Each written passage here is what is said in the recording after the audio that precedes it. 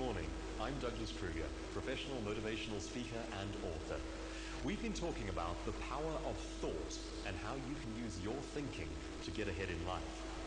Today I'd like to look at what is probably one of the greatest dangers in our thinking, our single biggest enemy in the world of thought, and that is quite simply fear.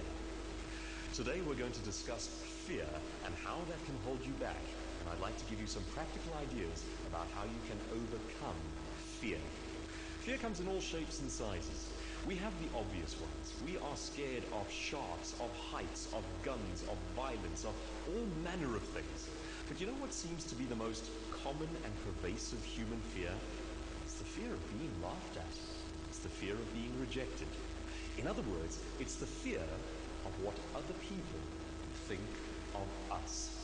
And it's a great tragedy that this is such a profound and common fear for human beings, because standing out is one of the most important things in terms of getting ahead in our lives.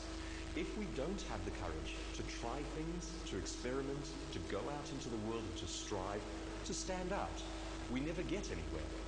So the question is, what are we afraid of? Why do we fear other people's opinions of us? Why do we fear the world around us? Well, it's interesting. They talk about public speaking as being one of the world's greatest fears.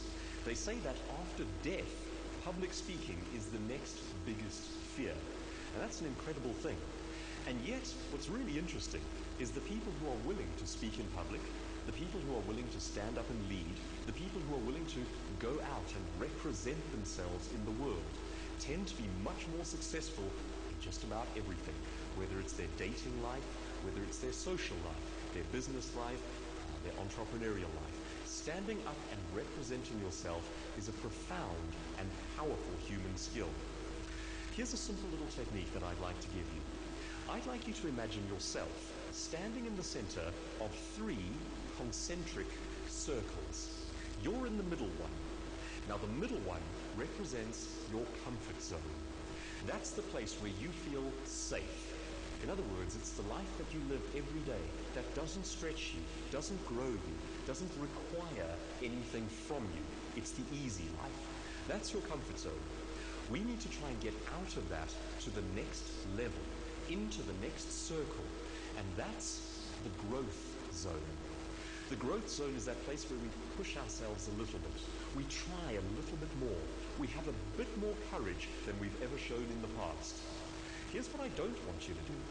I don't want you to try and go all the way to the 3rd circle. The 3rd circle is the trauma zone.